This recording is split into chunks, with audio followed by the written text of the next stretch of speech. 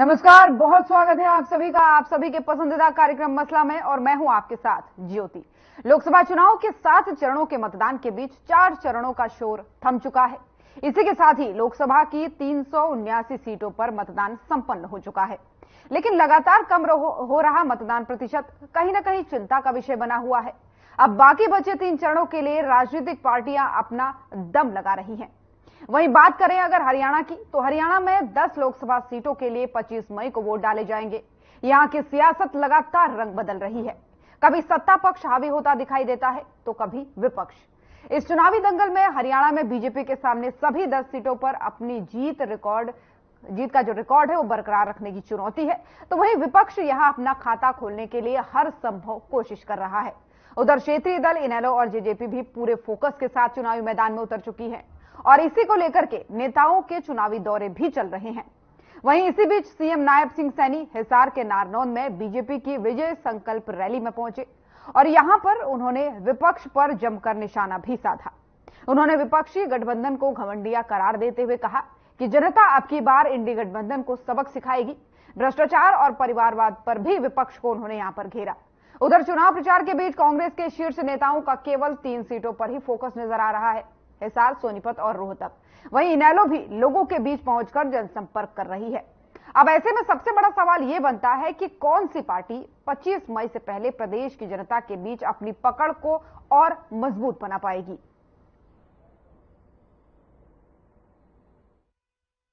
भारत की बागडोर इन घमंडिया गठबंधन के नेताओं के हाथ में हम सौंप सकते हैं।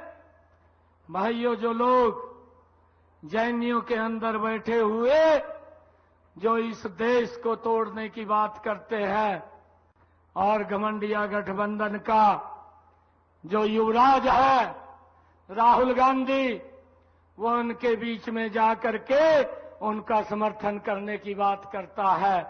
भाइयों, कैसे सौंप दें? परंतु भारतीय जनता पार्टी के अंदर समान रूप से भाइयों सबकी चिंता की जाती है। किसी की भी भाइयों अनदेखी नहीं होती, और मैं आप लोगों को एक विश्वास जरूर दिलाता हूं कि जो भी काम आप लोगों के होंगे 4 तारीख के बाद उन सब कामों को करने का जिम्मा अब हमारा है। आप कभी भी आकर के मिल सकते हैं, बात कर सकते हैं, परंतु हमने नरेंद्र मोदी जी को मजबूती से तीसरी बार इस देश का प्रधानमंत्री बनाना है। भाइयों, 4 जून को जब रिजल्ट आएगा, ये देश नरेंद्र मोदी जी को 405 सीटें देकर के नरेंद्र मोदी जी को तीसरी बार इस देश का प्रधानमंत्री बनाने का काम करेगा। सभी जो हमारी जनसभाएं हो रही है, उसमें लोगों की भावना देख के मैं कह सकता हूँ कि करनाल के लोगों ने बदलाव का मन बना लिया है। करनाल से निश्चित तौर से हमारे युवा प्रत्याशी दिव्यांशु गुजराजा जी चुनाव जीतेंगे। बीजेपी केवल अपने लिए नारे देती है, लेकिन उनका नारों का अर्थ नहीं। 400 पार शुरू में बीजेपी के नेताओं ने कहा कि इसलिए दे रहे हैं कि हम बाबा साहब के संविधान को बदलेंगे, बाबा साहब के संविधान को तोड़ेंगे। हम बीजेपी वालों को कहना चाहते हैं कि बाबा साहब के संविधान पे तो आज नहीं आएंगे, तो तोड़ेंगे तो भाजपा के घमंड पर देश की जनता तोड़ेगी। तो लोकसभा चुनाव का सियासी दंगल पूरी तरीके से तैयार है। छठे चरण में हरियाणा में चुनाव होने हैं, यानी मतदान होने हैं, तो उसके लिए पार्टियों का जो जोर शोर है वो पूरी तरीके से फोकस इन सभी सीटों पर लगा हुआ है। चुनाव प्रचार लगातार चल रहा है, और इसी बीच देश की अगर बात की जाए तो 4 चरणों के चुनाव आज संपन्न हो चुके हैं। बचे 3 चरणों के लिए सभी पार्टियां अपना दमखम लगाती हुई नजर आ रही है। हरियाणा में 10 सीटों पर बीजेपी के सामने चुनौती है दोबारा रिकॉर्ड दर्ज करने की, तो वहीं विपक्ष भी इस बार सेंधमारी करते हुए अपने पाले में सीट लाने की जो है पूरी कोशिश कर रहा है, और चुनाव प्रचार में लगातार तेजी लाने का प्रयास सभी पार्टियां कर रही हैं। और इसी बीच अपने अपने दावे सभी के हैं, अपने अपने वादे हैं जनता के बीच। एक तरफ बीजेपी दोबारा जीत का दावा कर रही है, तो दूसरी तरफ विपक्षी गठबंधन का भी कहना है कि इस बार उनको मजबूती मिलने वाली है, इस बार वो बीजेपी को दोबारा सत्ता में नहीं आने देंगे। लेकिन ऐसे में सबसे बड़ी बात यह बनती है कि जनता आखिर किसके पक्ष में है, जनता के मन में क्या दावे हैं, जनता के मन में क्या मुद्दे हैं जिनको लेकर के इस बार वो वोट करने वाली है। तो इन्हीं सभी तमाम मुद्दों पर चर्चा करने वाले हैं, लेकिन उससे पहले आपको ये तस्वीरें दिखा रहे हैं जहां हिसार के नारनौंद में मुख्यमंत्री नायब सिंह सैनी पहुंचे, और यहां पर रैली को उन्होंने संबोधित किया। लोगों को संबोधित करते हुए यहां पर उन्होंने विपक्षी गठबंधन पर निशाना साधा। यहां पर उन्होंने विपक्षी गठबंधन को घमंडिया गठबंधन भी तैयार यहां पर करार दिया, और तमाम सारी जो कटाक्ष है वो यहां पर विपक्ष पर करते नजर आए। वहीं विपक्ष भी लगातार सरकार को घेरने की कोशिश कर रहा है, अलग अलग मुद्दों पर बातचीत कर रहा है और रैलियां जो हैं, जनसंपर्क जो है, बैठकें जो हैं, वो हर एक पार्टी अपने स्तर से कर रही है ताकि 25 मई से पहले प्रदेश की जनता को अपने पक्ष में कर लिया जाए। हालांकि नतीजे के लिए 4 जून का इंतजार जरूर करना होगा, लेकिन उससे पहले तैयारियों का ये दौर आप देख सकते हैं किस तरीके से पार्टियां अपनी एड़ी चोटी का जोर लगाती हुई प्रदेश भर में दिख रही हैं। क्षेत्रीय दल भी जेजेपी की बात करें, चाहे इनेलो की बात करें, वो भी लगातार जनसंपर्क कर रहे हैं, लोगों से मिल रहे हैं, अपने खाते में इस बार सीट आने का दावा जरूर कर रहे हैं, लेकिन परिणाम के लिए इंतजार फिर वही 4 जून का करना होगा। लेकिन इस बीच तैयारियां, बैठकें, जो तस्वीरें आप तक लगातार हम पहुंचाते हैं, पल पल की अपडेट आप तक पहुंचाते हैं कि किस तरीके से प्रदेश में राजनीतिक हलचल क्या हो रही है, चुनावी दंगल की तैयारियां कहां तक पहुंची है, कौन पार्टी क्या गतिविधि कर रही है, किसकी बैठकें हैं, किसके दौरे हैं, ये तमाम सारी जानकारियां आप तक पहुंचाते हैं। तो ये बड़ा सवाल बनता है कि हरियाणा के इस चुनावी दंगल में किसका मंगल होगा। 25 मई को वोटिंग होंगी, उससे पहले तैयारियों का दौर ये जो है तस्वीरों के माध्यम से आपको दिखाने का प्रयास कर रहे हैं। और इसी बीच जो है रैलियों के इस सिलसिले में मुख्यमंत्री नायब सिंह सैनी हिसार के नारनौंद पहुंचे और यहां पर बीजेपी की विजय संकल्प रैली में वो पहुंचे। संबोधित करते हुए लोगों को यहां पर उन्होंने एक बार फिर से बीजेपी की 10 सीटों पर जीत का दावा किया है। लेकिन दूसरी तरफ विपक्ष भी लगातार यही बात कहता आ रहा है कि इस बार जो है 10 सीटें तो बीजेपी के खाते में नहीं जाएंगी, इस बार वो भी सीटें जीतने का दावा कर रहा है। हालांकि इसके लिए फिर बात वही कि इंतजार करना होगा। लेकिन इस बीच आप देख सकते हैं किस तरीके से आरोप प्रत्यारोप का दौर भी चल रहा है। एक तरफ बीजेपी विपक्ष पर आरोप लगाती है, तो दूसरी तरफ विपक्ष जो है सत्ता पक्ष को घेरने का प्रयास करता है। और इन्हीं सब उठापटक के बीच इंतजार है तो 25 मई का, उससे पहले तैयारियां जो है लगातार तेज होती दिख रही हैं।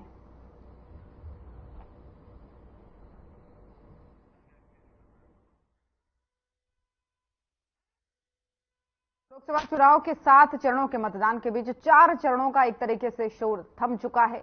379 सीटों पर जो है मतदान हो चुके हैं, यानी 4 चरणों में 379 सीटों पर मत का प्रयोग लोग कर चुके हैं। हालांकि मत प्रतिशत को लेकर के इस बार थोड़ा सा निराशा जरूर है, लेकिन तैयारियों का जो दौर है वो पार्टियां नहीं छोड़ रही हैं, क्योंकि लगातार तैयारियां कर रही है, लगातार रैलियां कर रही है। इस बीच मत प्रतिशत एक बड़ा जो है चिंता का विषय बना हुआ है। अब बाकी बचे जो 3 चरण हैं उनके लिए राजनीतिक पार्टियां जरूर दम लगाती हुई नजर आ रही हैं। लेकिन अगर बात जब हरियाणा की जाए तो हरियाणा में जो 10 लोकसभा सीटें हैं वहां पर 25 मई को वोटिंग डाली जाएगी। यहां की सियासत लगातार जो है वो रंग बदलती हुई दिख रही है। कभी सत्ता पक्ष हावी होता दिखता है तो कभी विपक्ष हावी होता दिखता है। और इस चुनावी दंगल में हरियाणा में बीजेपी के सामने सभी 10 सीटों पर अपनी जीत का रिकॉर्ड जो है, जो उन्होंने पिछली बार बनाया था, यानी 2019 में बनाया था, उसको बरकरार रखने की एक बड़ी चुनौती है। लेकिन दूसरी तरफ विपक्ष भी तैयारियों में कमी होता हुआ नहीं दिखाई दे रहा है, क्योंकि विपक्ष यहां पर अपना खाता खोलने के लिए हर संभव कोशिश कर रहा है। हर तरीके से रैलियां हो गया, बैठकें हो गई, चुनावी मंथन हो गया, जनसंपर्क हो गया, वो लगातार विपक्ष के भी चल रहे हैं। क्षेत्रीय दलों की अगर जहां बात की जाती है, इनेलो और जेजेपी भी पूरी तरीके से अपना फोकस चुनाव मैदान में लगाए हुए हैं, अपने सभी प्रत्याशी उतार चुके हैं और सभी सीटों पर उतार चुके हैं। तो ये भी एक बड़ी चुनौती इस बार विपक्षी पार्टी कांग्रेस और बीजेपी के लिए होने वाली है। वहीं इस बीच सीएम नायब सिंह सैनी जो है अपने दौरों के बीच लगातार वो अब हिसार के नारनौंद में पहुंचे। यहां पर विजय संकल्प रैली का आयोजन किया गया बीजेपी की, और उस रैली में जब वो पहुंचे तो विपक्ष पर वो जमकर कटाक्ष करते हुए नजर आए, निशाना साधते हुए नजर आए। उन्होंने यहां तक कि विपक्षी गठबंधन को घमंडिया करार देते हुए कहा कि अब की बार जनता इंडी गठबंधन को सबक जरूर सिखाएगी। लेकिन उधर विपक्ष का भी यही कहना है कि इस बार जो है जनता एनडीए गठबंधन को सबक सिखाएगी। लेकिन कौन किसको सबक सिखाएगा, इसके लिए 4 जून का इंतजार जरूर करना होगा। लेकिन ये आरोप प्रत्यारोप का दौर, जैसा कि स्वाभाविक तौर पर चुनाव से पहले होता है, वो फिलहाल चल रहा है। विपक्षी गठबंधन को इस बीच जो है सीएम नायब सिंह सैनी ने घमंडिया करार दिया, तो वहीं दूसरी तरफ विपक्ष भी तमाम सारे आरोप जो है सत्ता पक्ष पर लगा रहा है। हरियाणा की जहां हम बात करते हैं तो कांग्रेस की जहां पर बात करते हैं तो गुटबाजी की खबरें भी कहीं ना कहीं इस बीच फिर से सामने आ रही है। ये कहा जा रहा है, विश्लेषक ये बता रहे हैं कि 3 सीटों पर फोकस जो है इस बार कांग्रेस ज्यादा कर रही है, हिसार सीट पर, सोनीपत सीट पर और रोहतक सीट पर। तो वहीं इनेलो भी लोगों से लगातार मिल रही है। आज कई सारे लोग जो है इनेलो में शामिल हुए। तो इनेलो का कुनबा भी एक तरीके से बढ़ता हुआ दिख रहा है। अब ऐसे में सबसे बड़ा सवाल लेकिन ये बनता है कि कौन सी पार्टी 25 मई से पहले प्रदेश की जनता के बीच अपनी पकड़, अपने विश्वास को और मजबूत कर पाएगी ताकि 25 मई को जनता उनके पक्ष में मतदान कर सके। लेकिन कोशिशों की जहां तक बात है वो सभी पार्टियां लगातार कर रही हैं और वो दिख भी रहा है कि किस तरीके से दिन रात एक करके जो है चुनावी मैदान में जनता के बीच जो है पार्टियां अपना पसीना बहा रही है। लेकिन परिणाम के लिए इंतजार सभी पार्टियों को करना होगा, पूरे देश को करना होगा। 4 जून का तभी परिणाम सामने आएंगे, लेकिन उससे पहले तैयारियां जो है वो लगातार दिख रही हैं।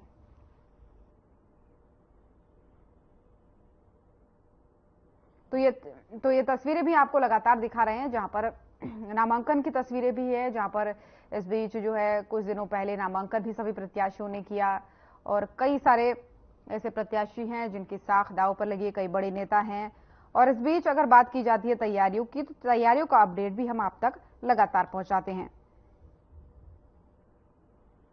और इस बीच एक बड़ा आंकड़ा भी आपको बता दें, जहां हरियाणा की बात की जाती है 10 सीटों की, तो 10 सीटों पर जो है तस्वीर इस चीज की साफ हुई है कि कितने प्रत्याशी मैदान में है। लोकसभा सीटों के लिए 223 प्रत्याशी ऐसे हैं जो मैदान में है, यानी ये अपना पसीना बहाने वाले हैं। कुल 297 प्रत्याशियों में से 370 नामांकन पत्र भी दाखिल किए गए। अंबाला में कुल 14 प्रत्याशी ऐसे हैं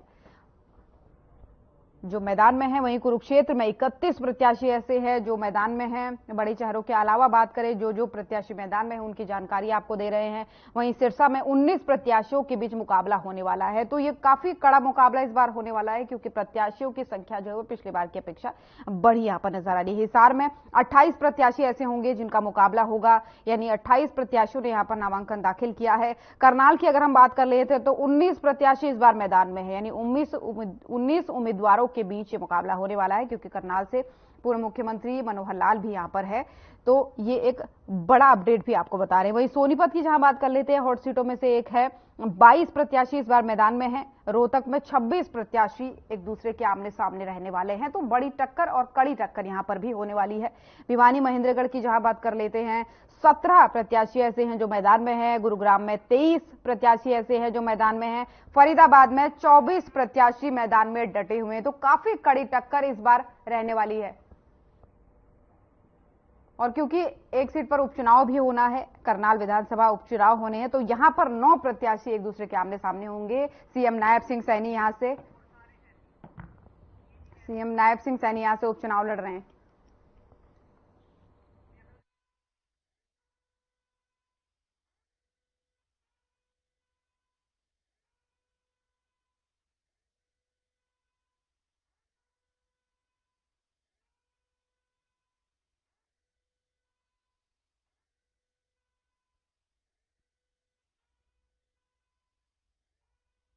तो इन्हीं सभी तमाम मुद्दों पर आज भी करेंगे चर्चा, और चर्चा के लिए मेहमानों का पैनल हमारे साथ जुड़ चुका है। सबसे पहले परिचय उनका आपसे करवा दूं। विजेंद्र मेहरा जी प्रवक्ता बीजेपी हमारे साथ जुड़ चुके हैं। विनय यादव जी प्रवक्ता आम आदमी पार्टी हमारे साथ जुड़ चुके हैं। कमल हांडा जी प्रवक्ता कांग्रेस हमारे साथ जुड़ चुकी है। आप सभी मेहमानों का बहुत बहुत स्वागत है। सबसे पहला सवाल विजेंद्र जी आपसे ही कर लेते हैं। चुनाव प्रचार लगातार चल रहा है, 4 चरणों का चुनाव जो है अब थम चुका है।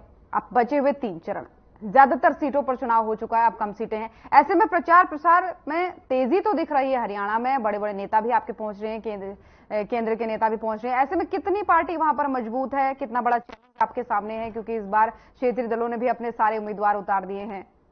तो कितनी बड़ी चुनौती है अपने रिकॉर्ड को बरकरार रखना पिछले बार के? देखिए ज्योति जी, जनता जनार्दन के आशीर्वाद से 2019 के लोकसभा चुनाव में भारतीय जनता पार्टी ने 10 की 10 लोकसभा सीटों को बहुत बड़े मार्जिन के साथ जीता था।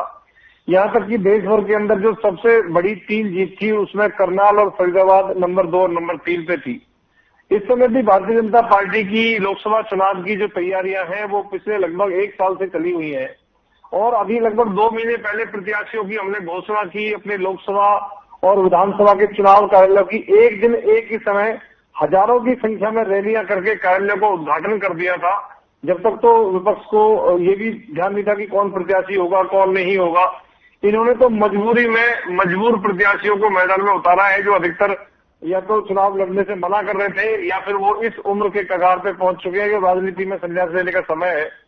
देखिए, भाजपा लोकसभा प्रत्याशियों के काम से, कार्यकर्ताओं के दम से हमने फील्ड में जो मेहनत की है और जिस तरह से शनिवार और रविवार यानी 11 और 12 मई को जो बूथ चलो अभियान हमारा चला है, जिसमें घर घर डोर टू डोर हर जो मतदान के लिए जो हमारी जनता है, जनार्दन है, उसके बीच में हम सब कार्यकर्ता गए हैं। और अब आने वाली 24 तारीख तक बूथ चलो अभियान के तहत डोर टू डोर हर घर पर जाकर के भारतीय जनता पार्टी के जो प्रत्याशी है, नेता है, कार्यकर्ता है, जनता से वोट की अपील करेंगे। जहां एक तरफ भारतीय जनता पार्टी के प्रत्याशी और नेता पसीना बहा रहे हैं, वहीं कांग्रेस पार्टी के जो अधिकतर नेता है वो आज भी एसी से बाहर नहीं निकले हैं, एसी में सो रहे हैं। और जिस दिन नतीजा आएगा उस दिन ये कहेंगे ईवीएम हैक हो गई, मीडिया को दोष देने का काम करेंगे। इसके साथ साथ मैडम, जनता जनार्दन के आशीर्वाद से 400 पार सीटें लेकर माननीय प्रधानमंत्री नरेंद्र मोदी जी का जो संकल्प है, देश के अंदर 400 पार करके एनडीए सरकार माननीय प्रधानमंत्री जी के नेतृत्व में बनेगी, भारतीय जनता पार्टी की सरकार बनेगी और जनता का आशीर्वाद फिर से हमें। वो अपने हर दौरे में, हर रैली में, हर मीटिंग में, हर बाइट में एक ही बात बोलते हैं कि हवा हवाई है, 400 पार तो कुछ नहीं होने वाला इस बार। मन बना चुकी है। और इसके साथ साथ हमने एक ही दिन में, आप देखिए किस तरह से माननीय मुख्यमंत्री श्री नायब सैनी जी विजय संकल्प रैलियां हम सब विधानसभाओं में कर रहे हैं। 90 विधानसभाओं में से लगभग 80 विधानसभाओं के अंदर विजय संकल्प रैलियां हमारी पूरी हो चुकी है।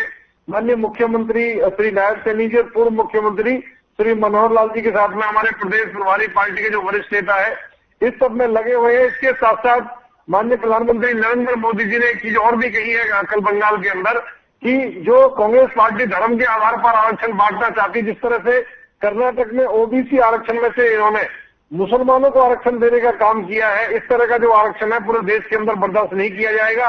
और कांग्रेस पार्टी जो मुस्लिमों को ओबीसी कोटे से आरक्षण देना चाहती है, धर्म के आधार पर आरक्षण देना चाहती है, जो कर्नाटक में इन्होंने दिया है, ओबीसी कोटे के अंदर मुसलमानों को आरक्षण दिया है, उसको बर्दाश्त नहीं करेंगे बिल्कुल भी। इसके साथ साथ मैं आपको बताऊं, भगवान श्री राम की पूजा पद्धति से, रामनवमी की पूजा पद्धति पहुंच पा रही है विजेंद्र जी, उनको कोई वापसी के बारे में सोच नहीं सकता। और जिस तरह से कांग्रेस पार्टी के वरिष्ठ नेता प्रमोद कृष्णन जी जो राष्ट्रीय प्रवक्ता रहे और इनकी जो अभी राष्ट्रीय प्रवक्ता राधिका जी ने पार्टी छोड़ी, उन्होंने कहा है कि राहुल गांधी ने ये कहा था सुप्रीम कोर्ट का जो फैसला आया था कि हमारी सरकार बनेगी तो हम राम मंदिर के ऊपर फैसले को पलट देंगे, इसको कोई पलट नहीं सकता।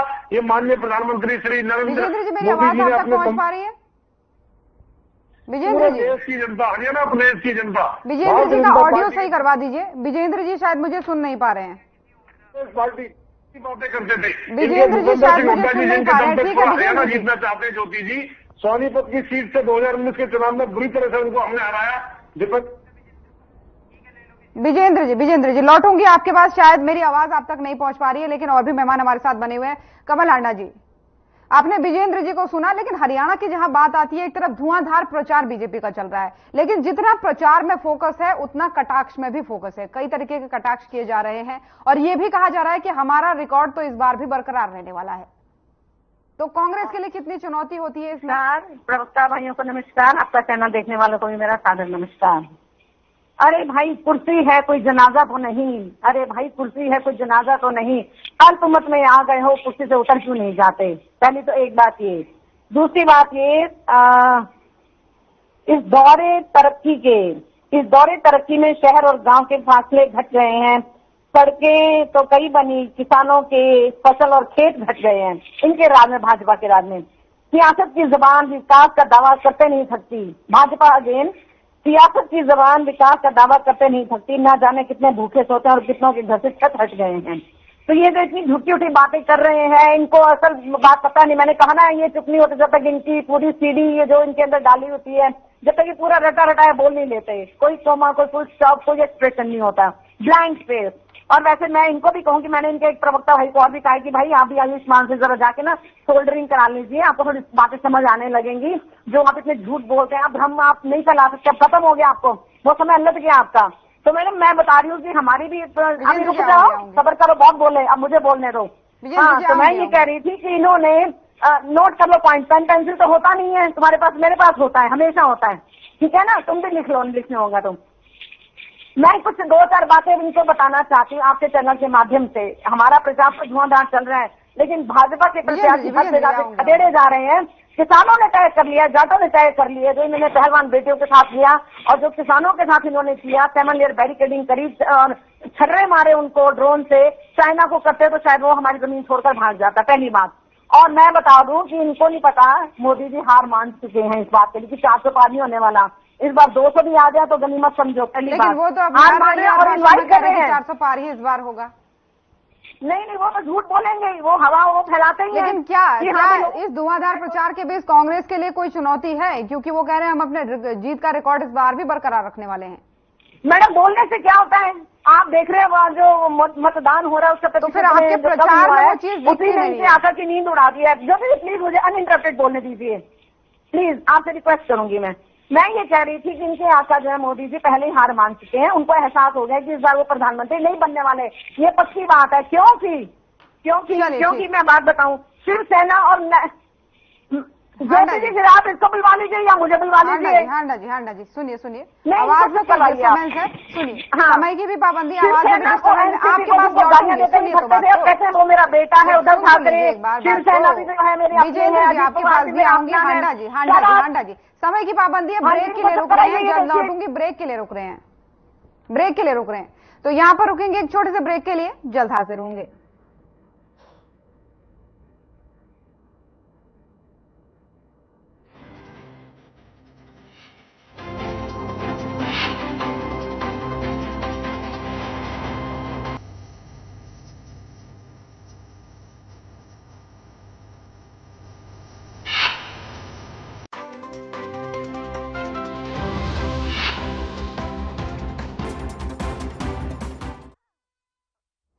और ब्रेक के बाद एक बार फिर से स्वागत है आप सभी का। चलिए चर्चा में आगे बढ़ेंगे। मेहमान भी हमारे साथ बने हुए हैं।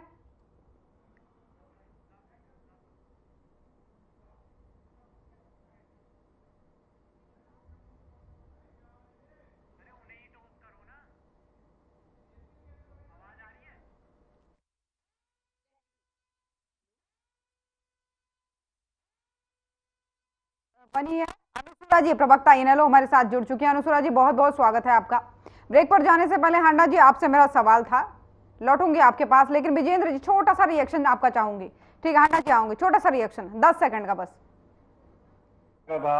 कि अपनी डिबेट के अंदर ये बार बार जिस तरह से इनकी शब्दावली होती है ना कमल जी की, ये बहुत वरिष्ठ है, उम्र बहुत ज्यादा है, लेकिन जिस तरह से आका और पता नहीं क्या क्या ये बोलती है, इनके शब्दों का चयन ठीक नहीं है, इनको करना चाहिए। माननीय प्रधानमंत्री नरेंद्र मोदी जी पूरे देश के प्रधानमंत्री हैं, वो सबके लिए सम्मानित है। जो इनकी पार्टी के सबसे बड़े नेता हैं, जिनके नेतृत्व में ये 50 से ज्यादा चुनाव हारे हैं, राहुल गांधी जी, अगर उनके लिए हम इनका आका बोले तो इनको बुरा लगेगा। तो माननीय प्रधानमंत्री जी के लिए इनके शब्दों का चयन ठीक होना चाहिए, पहली बात तो ये। दूसरा, मैं आपको बताना चाहूंगा मैडम कि जिस तरह से इन्होंने जाटों के विषय में बोला, जाट एक बहुत ही स्वाभिमानी कौम है, देश के लिए, धर्म के लिए, संस्कृति और समाज के लिए जीने वाले लोग हैं। ये कांग्रेस पार्टी जाटों की ठेकेदार नहीं है। मैं भी जाट समाज से आता हूं और जाट समाज का जो प्यार है, आशीर्वाद है, वो भारतीय जनता पार्टी के साथ में है, माननीय प्रधानमंत्री श्री नरेंद्र मोदी जी के साथ में है, क्योंकि जाट समाज से अधिकतर सेना के अंदर जाते हैं हमारे सैनिक, और सैनिकों का सही मायने में सम्मान बढ़ाने का काम, देश को सुरक्षा देने का काम, सैनिकों को सुविधा देने का काम ये माननीय प्रधानमंत्री नरेंद्र मोदी जी ने किया है। चाहे होली हो या दिवाली हो, सैनिकों के बीच में माननीय प्रधानमंत्री नरेंद्र मोदी जी देश के पहले ऐसे प्रधानमंत्री हैं कि वो अपनी होली, दिवाली, सभी तरह के तीज त्योहार अपने सैनिकों के बीच में जाके मनाते हैं। किसानों के लिए माननीय प्रधानमंत्री नरेंद्र मोदी जी ने और देश की सरकार ने, हमारी भाजपा हरियाणा की सरकार ने 14 फसलों को पीएम किसान सम्मान निधि का 6,000 रुपए हम साल का किसान को देने का काम करते हैं। अपने किसान को सबसे खुशहाल बनाने का काम स्वामीनाथन जी ने, मेरी आवाज आप तक पहुंच पा रही है? स्वामीनाथन जी ने ये कहा है कि मेरी रिपोर्टों को, मेरी सिफारिशों को साउंड सही करवाने का प्रयास कीजिए। मेरी आवाज माना है तो वो मोदी जी की सरकार है, भाजपा सरकार है। स्वामीनाथन जी ने खुद हमारी तारीफ की क्योंकि हमने स्वामीनाथन जी की सिफारिशों को लागू करने का काम किया है। तो कांग्रेस पार्टी जाट समाज की ठेकेदार नहीं है। जाट समाज पूरी तरह से भारतीय जनता पार्टी के साथ है। मैं जाट समाज से आता हूं, मैं अपने आप को हिंदू मानता हूं, सनातनी मानता हूं, लेकिन जाट समाज से आने के कारण मैं एक बात कह सकता हूं कि एक गांव गरीब किसान के बेटे को ये भारतीय जनता पार्टी की हरियाणा सरकार ने, हरियाणा प्रदेश की 2.5-3 करोड़ जनता के सामने सरकार का पक्ष रखने का मौका दिया है। एक किसान के बेटे का, जाट समाज का सम्मान बढ़ाने का काम किया है। ये कांग्रेस पार्टी, आप देखिए पहले हरियाणा प्रदेश के अंदर 4-4 लोकसभा सीट जाटों को मिलती थी, ये कांग्रेस पार्टी ने समझ के उसको 2 पे ला दिया। आज भारतीय जनता पार्टी की सरकार ने उपराष्ट्रपति के रूप में जगदीप धनखड़ जी को इतना सम्मान दे रखा है। जो जाट समाज से आते हैं तो इनको कमलेश ढांडा जी को ये सोचना चाहिए कि कांग्रेस पार्टी को जाट समाज की ठेकेदारी नहीं लेनी चाहिए। समाज शायद आपकी आवाज में कुछ टेक्निकल दिक्कत आ रही है, मेरी आवाज आप तक नहीं पहुंच पा रही है। ठीक है, आपको रोकूंगी। विनय जी आपके पास आना चाहूंगी, इसके बाद हांडा जी आपके पास आऊंगी। विनय जी, शायद साउंड का कुछ दिक्कत हो रहा है, इसलिए विजेंद्र जी तक मेरी आवाज नहीं पहुंच पा रही है। विनय जी, कितना चैलेंजिंग होता है जब बीजेपी लगातार धुआंधार प्रचार कर रही है, दावा कर रही है कि हमारा रिकॉर्ड इस बार भी बरकरार रहने वाला है, तो ऐसे में अब क्योंकि केजरीवाल जी भी बाहर आ गए हैं, लगातार चुनाव प्रचार कर रहे हैं, तो कुछ चुनौती दिख रही है या फिर कुछ उम्मीद लग रही है? जी देखिए, कोई चुनौती बिल्कुल नहीं दिख रही है। पहले 3 फेज के बाद ऐसा लग रहा था कि शायद एनडीए बहुमत तक पहुंचने की कोशिश करे, और आप देखिए कि 3 फेज में जिस तरह उनको 40 से 50 सीट का नुकसान साफ साफ दिखाई दे रहा था, उसके बाद से इनकी भाषा ही बदल गई। प्रधानमंत्री जी के आप भाषण सुन लीजिए, उनकी भाषा सुन लीजिए। वो कहते हैं कि राष्ट्रपति मुर्मू जी के त्वचा के रंग की वजह से कांग्रेस ने इसका विरोध किया। अरे भाई, इतना झूठ मत बोलिए। वो हिंदू मुसलमान पर आ गए, वो अपने चिर परिचित जो उनका एजेंडा हमेशा से रहा है ध्रुवीकरण का, वो उस पर वापस आ गए। उनकी भाषा बिल्कुल बदल चुकी है। और आप देख लीजिए, अभी मेरे भाई विजेंद्र नेहरा जी बीजेपी के प्रवक्ता, उन्हें इतना समय मिला बोलने के लिए, लेकिन उन्होंने अपना 10 साल का कोई रिपोर्ट कार्ड पेश नहीं किया। 10 साल में क्या काम किए वो नहीं बताया। मुझे ऐसा लगता है कि इनके जो मुद्दे हैं वो महंगाई, बेरोजगारी, ये सब नहीं है। इनका मुद्दा बस कांग्रेस है। नेहरू जी से लेकर के राहुल गांधी जी तक ये इनके मुद्दे हैं। इन्होंने कहा कि हमने सबसे पहले उतार दिए, विपक्ष ने बहुत देर से उतारे, वो भी उम्र ज्यादा है उनकी, उनको उतार दिया। अरे भाई, आप शायद भूल गए कि प्रधानमंत्री जी भी अगले साल 75 साल के हो जाएंगे, और भाजपा की ये नीति और खुद प्रधानमंत्री जी ने ये नियम बनाया कि जो 75 के पार हो जाएगा वो चुनाव नहीं लड़ेगा, वो मार्गदर्शक मंडल में रहेगा। लाल कृष्ण आडवाणी जी, मुरली मनोहर जी इसके उदाहरण है। तो इसका मतलब प्रधानमंत्री भी अब संन्यास लेना चाहते हैं, तो फिर अगला प्रधानमंत्री भारतीय जनता पार्टी का कौन होगा? अरे भाई, अपने आप काम गिनवाइए। सैनी साहब कह रहे हैं, आप ऊपर से लेकर के नीचे तक इनके आप नेताओं के इनके भाषण सुनिए। सैनी साहब कहते हैं घमंडिया। अरे भाई, संसद के अंदर गृह मंत्री सुपारी जितनी छोटी सी पार्टी बोलकर, आम आदमी पार्टी जिसकी 2 राज्यों में सरकार है, सैकड़ों इनके विधायक हैं, उसको सुपारी जैसी पार्टी कहते हैं। अब बताइए घमंड कौन कर रहा है? अगर ये मुद्दों पर बात करें तो विपक्षी गठबंधन को घमंडिया गठबंधन बता रहे थे आज सीएम साहब। बताइए आप, सत्ता में कौन है 10 साल से? घमंड कौन करेगा? विपक्ष किस बात का घमंड करेगा? अरे विपक्ष तो सड़कों पे है, परिवारवाद, भ्रष्टाचार सभी चीजों पर घेरते हुए नजर आए। परिवारवाद, भ्रष्टाचार, जी परिवारवाद भ्रष्टाचार पर भी घेरते हुए सीएम यहाँ पर नजर आए विपक्षियों को। अरे परिवारवाद की बात कर लीजिए आप। तो आज के दौर में सबसे बड़ा उदाहरण परिवारवाद का जय शाह है। क्या जय शाह अमित शाह के बेटे नहीं है? उनकी आप योग्यता देखिए, उनमें क्या योग्यता है? क्या उन्होंने कभी क्रिकेट खेला है? वो 2 लाइन हिंदी में भी लगातार बोल नहीं पाते हैं, उनको उन्होंने बीसीसीआई का अध्यक्ष बना रखा है। तो और परिवारवाद आप इनके सारे नेताओं की लिस्ट निकाल लीजिए, राजनाथ सिंह से लेकर अमित शाह जी, सब परिवारवाद है। इनके बच्चे जो है वो चुनाव लड़ रहे हैं। अब बताइए कि परिवारवाद की बात करते हैं। और मुझे बताइए कि परिवारवाद क्या जनता ने नहीं जिताया? क्या अखिलेश यादव को जनता ने मुख्यमंत्री नहीं बनाया? क्या राहुल गांधी जी का परिवार पिछले 40 साल से, क्या उनके परिवार से कोई प्रधानमंत्री, मुख्यमंत्री या किसी पद पर रहा? ये किस परिवारवाद की बात करते हैं 10 साल सत्ता में रहने के बाद? अरे भाई, अपने काम गिनवाइए। 2014 के आप अपना घोषणा पत्र 2019। वो कहते हैं कि विपक्षी पार्टियों में सीएम का बेटा सीएम बनता है, एमएलए का बेटा एमएलए बनता है, इस तरीके की बात वो करते हैं। खैर, रोकूंगी आपको यहाँ पर। हांडा जी, मेरी आवाज आप तक पहुंच पा रही है? मैं जवाब दे दूं मैडम? चलिए ठीक है, हाँ, छोटा सा जवाब विजेंद्र जी, छोटा सा जवाब। देखिए मैडम, मैं तो सिर्फ यही कहना चाहता हूं ज्योति जी कि माननीय प्रधानमंत्री श्री नरेंद्र मोदी जी ने जब से चुनाव लड़ना शुरू किया है, जीवन में हमेशा जीत हासिल की है। चाहे गुजरात के 3 बार लगातार मुख्यमंत्री बने, वहां से कांग्रेस को खत्म कर दिया। देश के लगातार 2 बार प्रधानमंत्री बने, तीसरी बार फिर से जनता के आशीर्वाद से बनेंगे। इसी चीज से जो विपक्ष है वो बुरी तरह से डरा हुआ है, घबराया हुआ है। इसीलिए माननीय प्रधानमंत्री जी के लिए वो दिन रात दुआ करते हैं कि भगवान किसी तरह से प्रधानमंत्री जी चुनावी राजनीति से हटे, जिससे कि कुछ विचारों का नंबर बने, क्योंकि ये दारू वाली पार्टी के तो हरियाणा में आज तक जमानत कभी बची नहीं। और चुनाव में जमानत जब हुई दिल्ली की दोनों बार 2014 2019 सुना होगा, वो कह रहे थे कि आपके पास दूसरा चेहरा कौन है, अगले साल प्रधानमंत्री 75 साल के हो जाएंगे तो फिर आप किसका चेहरा लाएंगे? ये तो खुद योगी आदित्यनाथ जी को साइड लाइन करने के चक्कर में है। ये बात प्रमुखता से अमित शाह जी को प्रधानमंत्री बनाना चाहते हैं। विजेंद्र जी, मेरी आवाज आप तक पहुंच पा रही है?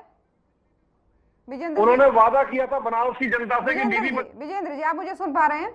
मोदी जी के सामने जमानत जब्त करा के दोबारा बनारस की तरफ देखा नहीं है झांक के कि कैसा बनारस होता है। तो ये व्यक्ति जो दिल्ली में 2 बार साथ के साथ लोकसभा सीट बुरी तरह से हारा, पंजाब में हारा, पूरे देश में हारा, जमानत जब्त हुई, और जो दारू के घोटाले में जेल में बंद है, जिसकी आज तक हरियाणा प्रदेश के अंदर कभी जमानत नहीं बची, नोटा से नहीं कम वोट आई है। आप मुझे बताइए, दारू वाली पार्टी का मेंबर पंचायत भी नहीं हरियाणा में, 2014 से चुनाव लड़ रहे हैं। आज तक आदमपुर के अंदर केजरीवाल घर घर गया, उसके बाद भी नोटा से नहीं कम वोट इनको मिली। आप मुझे बताइए, इस बार भी अगर कुरुक्षेत्र में दिक्कत आ रहा है तो ये एक वो नहीं बैठ पा रहा है, ट्यूनिंग नहीं बैठ पा रही, लौटूंगी आपके पास। विजेंद्र जी लौटूंगे आपके पास। अनुसूरा जी हमारे साथ बनी हुई है। अनु जी, एक तरफ बीजेपी कह रही है कि हमारा धुआंधार प्रचार चल रहा है, उनकी विजय संकल्प रैलियां चल रही है, दूसरी तरफ कांग्रेस कहती है कि इस बार हम तो सीटें ला कर रहेंगे। तो इसके इधर हम इनेलो का कुनबा भी बढ़ता हुआ देख पा रहे हैं, आज कई सारे लोग इनेलो में शामिल हुए। तो कैसी आपकी तैयारियां चल रही हैं, क्या लगता है बीजेपी को टक्कर दे पाएंगे? विजेंद्र जी लौटूंगी, आपके साउंड में दिक्कत आ रही है, प्लीज विजेंद्र जी का ऑडियो डाउन कर दीजिए। अनु जी, मेरी आवाज आप तक पहुंच पा रही है? जी हाँ जी, लेकिन बीच में डिस्टर्ब कर रहे हैं भाजपा वाले। मैं अपना सवाल दोहरा देती हूँ। विजेंद्र जी लौटूंगी आपके पास। पानी नहीं देना चाहते तो हरियाणा की जनता इनको कैसे यहाँ पे पनपने देगी? आप मुझे बताइए, क्यों इनका मेंबर पंचायत भी नहीं बना आज तक हरियाणा प्रदेश के अंदर? हर चुनाव में जमानत जब्त होती है, विजेंद्र जी कि जमानत को जब्त होती है। इतनी अच्छी पार्टी है, इतना मजबूत संगठन है, तो 10 में से एक ही सीट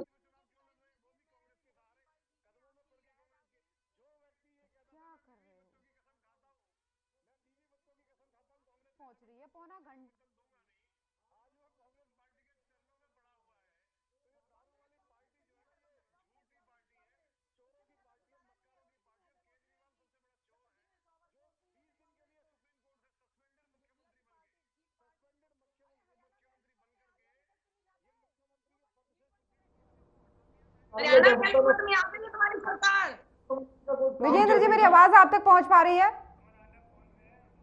विजेंद्र जी, मेरी आवाज आप तक पहुंच पा रही है?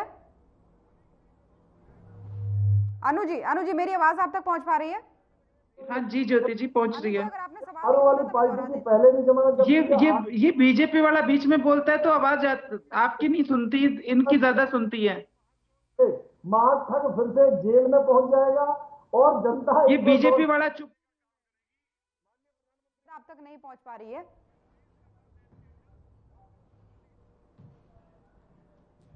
अगर प्रॉब्लम आ रही हो तो विजेंद्र जी को फोन पर पैच कर दीजिए, डिस्टरबेंस हो रहा है।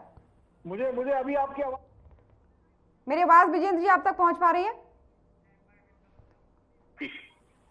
विजेंद्र जी, समय की पाबंदी है, थोड़ा सा रोकूंगी आपको। अनु जी, मेरी आवाज पहुंच पा रही है?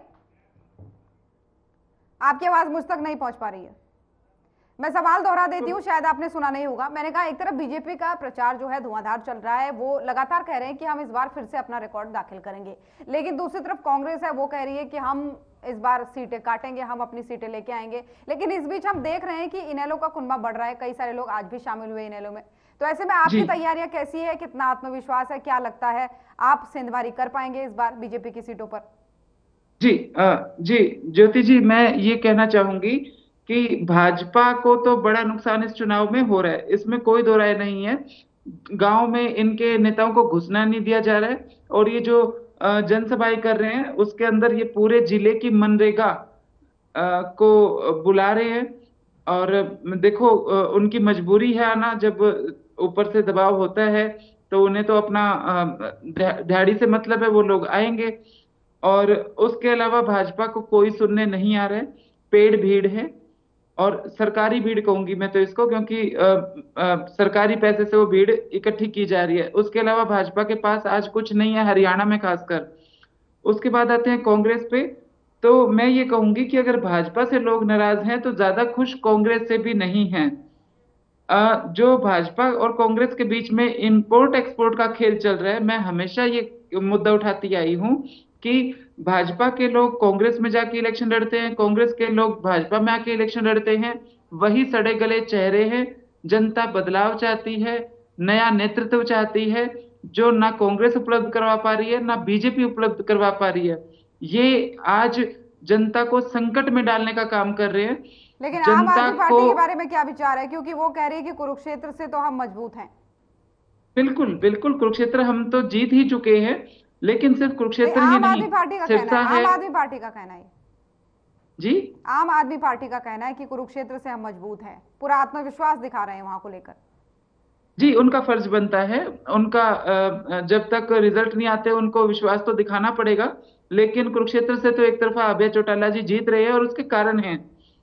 कुरुक्षेत्र एक किसान बहुल लोकसभा की सीट है और किसान 100% अभय चौटाला जी के साथ है। एक इनका जो प्रत्याशी है, मैं उसके बारे में थोड़ा बताना चाहूंगी। गुप्ता जी, सुशील गुप्ता, राज्यसभा में अच्छा मोटा पैसा देके वो गए थे केजरीवाल जी को, और अब उनको एकदम से कुरुक्षेत्र में लॉन्च कर दिया गया है। पूरा हरियाणा का आम आदमी पार्टी का कैडर उनका विरोध कर चुका है। और आप अगर ग्राउंड रियलिटी के बारे में अगर ये प्रवक्ता साहब जानते होंगे तो इन्हें पता होगा कि पूरे हरियाणा का कैडर नहीं जा रहा है उनकी सपोर्ट करने।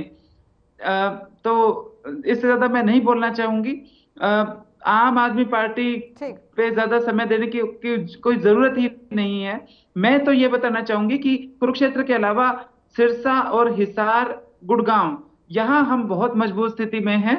और अभी जब 4 तारीख को नतीजे आएंगे तो आप देखिएगा कि प्रदर्शन इनेलो का बहुत अच्छा रहेगा और भाजपा साफ हो रही है, इसमें कोई दो राय नहीं है। बहुत नुकसान हरियाणा में भाजपा को हो रहे हैं। ये देखने वाली बात है। लौटूंगी आप तक। कमल जी, मेरी आवाज आप तक पहुंच पा रही है? जी कमल जी, आप भी कह रहे हैं प्रचार हो रहा है, भाजपा का सफाया हो रहा है, लेकिन आपका प्रचार तो 3 सीटों तक सिमट कर रह गया। रोहतक की बात करें, सोनीपत की बात करें, उधर सिरसा की बात करें, सिरसा वाले नेता उधर नहीं आते हैं, इधर वाले नेता उधर नहीं जाते हैं।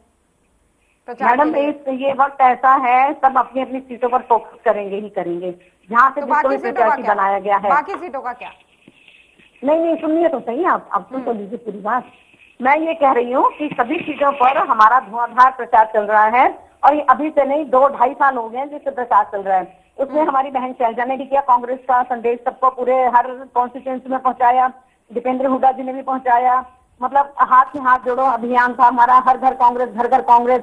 हमारी महिलाएं धरातल पर जितनी उतरी हैं शायद ही किसी पार्टी की उतरी होंगी। इवन की लड़कियां भी, मतलब मैं रोज इतने देखती हूँ मैं कि कहाँ कहाँ प्रचार होता है, क्योंकि हमारे ग्रुप्स बने हुए हैं। ठीक है, पहली बात तो ये। तो भाजपा ये गलतफहमी को दूर कर ले।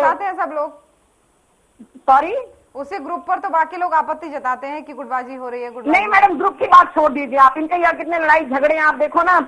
मैं आपको फिर बात डाइवर्ट हो जाएगी। अभी हम हरियाणा पर फोकस रहेंगे तो ठीक रहेगा। ठीक है, अपनी बात रखिए। नहीं, मैं हरियाणा की बात कर लूं। मैं तो एक बात बताना चाहती हूँ, मोदी जी ने अपनी हार मानना अपना तय कर लिया, एहसास हो गया उनको, इसलिए एनसीपी और उसको शिवसेना को कह रहे थे। शिवसेना का तो उद्धव ठाकरे हमारा बच्चा था, फलाना ढिमका, जब पीठ में चुनाव घोंपा था तब याद नहीं आया था कि वो हमारा बच्चा था। दूसरी बात, नोटबंदी, इन्होंने हमारे राहुल जी ने आज तक जो भी प्रिडिक्शन करी है ना, कोई गलती निकली।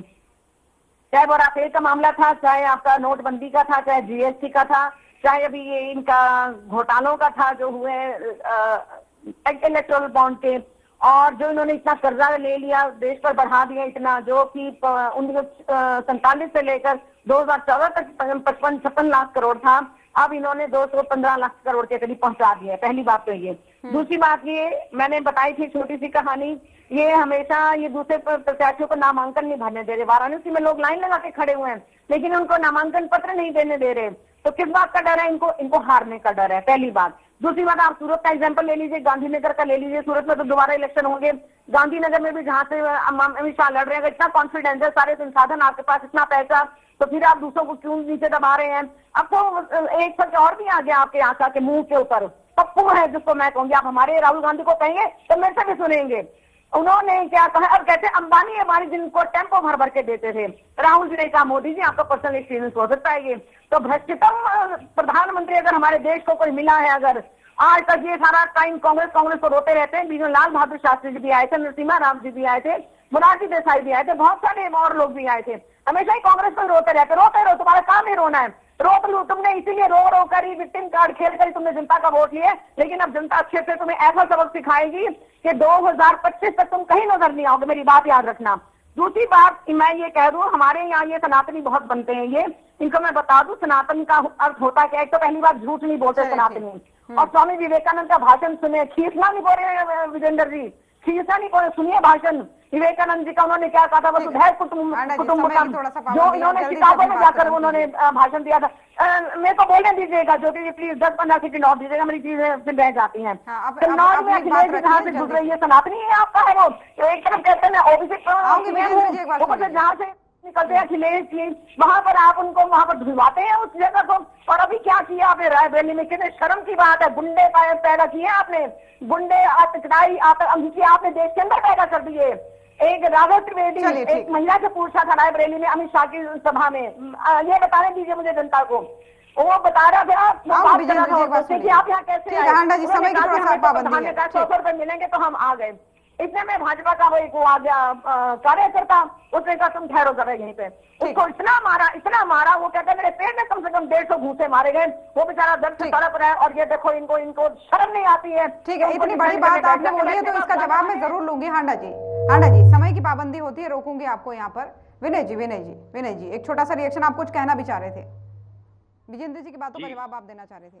देखिए, एक तो मैं जो आपने कहा कि कुरुक्षेत्र हम जीत रहे हैं, ये आपने बिल्कुल ठीक कहा, क्योंकि अभी कल परसों ही सैनी समाज, सोचिए मुख्यमंत्री के समाज के लोगों ने हमारे सुशील गुप्ता जी को समर्थन दिया है, तो आप समझ जाइए कि हम कितने मजबूत हैं।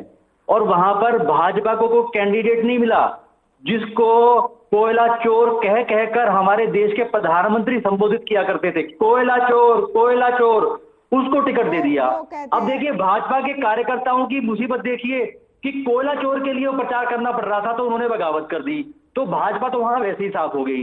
ये बलात्कारियों की पार्टी है, और शर्म आनी चाहिए हमारे देश के प्रधानमंत्री जी को कि एक बलात्कारी जिसके फोन में 2700 वीडियो मिलते हैं, 2700 वीडियो, उसके लिए वो वोट मांग रहे हैं, अपील मांग रहे हैं। जो प्रधानमंत्री कहते थे कि मेरे ताप से भ्रष्टाचारी बच नहीं सकते।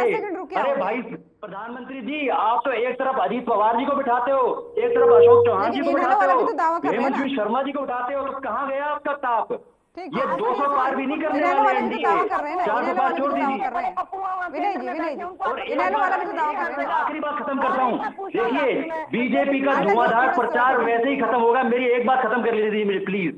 बीजेपी का धुआंधार प्रचार वैसे ही फूस हो जाएगा जैसे अब तक विजेंद्र नेहरा जी ने पूरी ऊर्जा लगाई है, लेकिन उनकी आवाज हम तक नहीं पहुंच रही थी, तो वे ऐसे ही ये पूरी ऊर्जा लगाएंगे, लेकिन इनकी आवाज इस बार जनता तक नहीं पहुंचने वाली, और ये 200 से नीचे रुक जाएंगे इस बार, 400 बार भूल जाइए। चलिए ठीक है विजेंद्र जी, उसके बाद अनु जी आपके पास आऊंगे। विजेंद्र जी आप अपनी बात रखिए।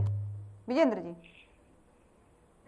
दारू वाली पार्टी ने एक हाथ में 2 दारू की बोतल पकड़ा दी, प्रवक्ता भी दारू के नशे में डिबेट करते हैं, कुछ भी बोलते रहते हैं, पूरे दिन सुन्न होकर आते हैं। कितने दारू की बोतल मार के आए भैया, ये तो बता दो कम से कम। ये दारू वाली पार्टी के, खुजरीवाल की पार्टी के लोग, ये प्रवक्ता भी दारू पी करके डिबेट में अनाप शनाप बोलते हैं। भांग और दारू का मकसद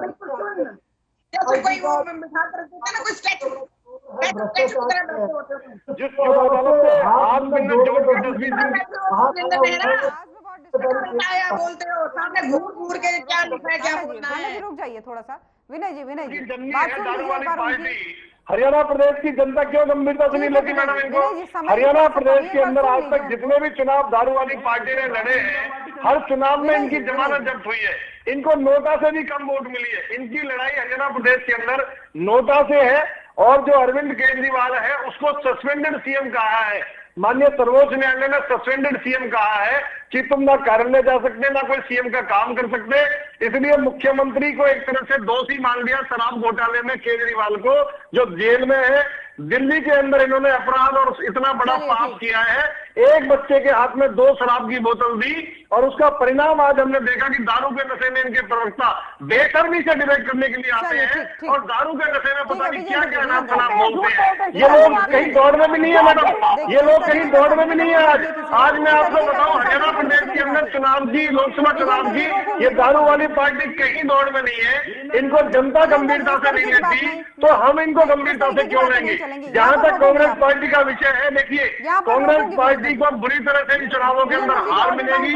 इनके नेता नहीं है, इनकी नीति नहीं है, इनकी नीयत नहीं है और ये भ्रष्टाचार में अखंड डूबी हुई कांग्रेस पार्टी, जनता इनको सबक सिखाएगी। भारतीय जनता पार्टी के साथ में जनता जनार्दन का आशीर्वाद है, माननीय प्रधानमंत्री नरेंद्र मोदी जी के साथ में जनता का पूरी तरह से आशीर्वाद है। ठीक है, समझिए, इस तरीके की बातें नहीं रोकूंगे यहाँ पर। अनु जी अपनी बात रखिए। ज्योति जी, अभी मैं आम आदमी पार्टी के प्रवक्ता को सुन रही थी, उन्होंने कहा कि भाजपा जिस तरीके से कोयला चोर को लेके आई है, बिल्कुल ठीक कहा, लेकिन आप किस धन्ना सेठ को लेके आए हो उस पे भी एक बार अपनी नजरें डालो। और जो गुप्ता जी हैं, कांग्रेस के वोट पे चौधर करना चाह रहे हैं, कांग्रेस इतने पागल नहीं है। मैं लौटूंगी, फाइनल कमेंट लूंगी आपसे भी। अनु जी अपनी बात रखिए। हाँ जी, मैं ये कह रही थी कि कांग्रेस के वोट पे चौधर करने की जो सपने देख रहे हैं ना गुप्ता जी, ये सपने पूरे नहीं होंगे। गुप्ता जी का हरियाणा से लेना देना क्या है, खेती बाड़ी के बारे में नॉलेज क्या है?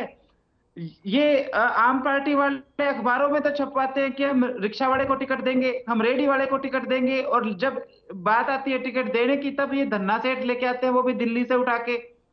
ये कहाँ थे जब किसान आंदोलन कर रहे थे? ये कहाँ थे जब आंगनबाड़ी वाली आंदोलन कर रही थी? उसके बाद मैं बहुत स्पष्टता से ये कहना चाहती हूँ कि मैं जानती हूँ कांग्रेस का जो वोट बैंक कुरुक्षेत्र में है थोड़ा बहुत, वो नहीं जाएगा गुप्ता जी के साथ। वो इतने बेवकूफ नहीं है। कौन गुप्ता जी, कहां से आए हैं गुप्ता जी? ये धन्ना सेठ लाके आपने हरियाणा में हेलीकॉप्टर से उतार दिए। क्या आम आदमी पार्टी के पास कोई लोकल कैंडिडेट नहीं था? आप दावे बड़े बड़े करते हो कि हम रिक्शा वाले को टिकट देंगे, हम रेडी वाले को टिकट देंगे, और आप राज्यसभा में सारे भेजते हो 100 करोड़ वाले गुप्ता जी। तो ये हरियाणा की जनता देख रही है कि करनी और कथनी में कितना अंतर आम आदमी पार्टी के है। बिल्कुल जो कुरुक्षेत्र सीट है वहां चाहे भाजपा हो चाहे ये गठबंधन हो, दोनों के ही कैंडिडेट नकारा हैं और किसान उनको वोट नहीं देंगे, मजदूर उनको वोट नहीं देंगे। खुशबू नहीं आती उनके अंदर, पैसे के दम पे इलेक्शन लड़ रहे हैं दोनों ही। ठीक है, रोकूंगी यहाँ पर। छोटा सा जवाब विनय जी आपसे छोटा सा जवाब। विनय जी की आवाज थोड़ा सा बढ़ा दीजिए। टिप्पणी नहीं की, इन्होंने व्यक्तिगत टिप्पणी की है कि आम आदमी पार्टी के प्रवक्ता दारू के नशे में आते हैं। आप मेरा ब्लड टेस्ट कराइए अभी और इनसे बोलिए ये माफी मांगे, इनको माफी मांगनी चाहिए ये बलात्कारियों की पार्टी से। मैं इनकी निंदा करता हूं और आपने भी इनको एक बार नहीं टोका।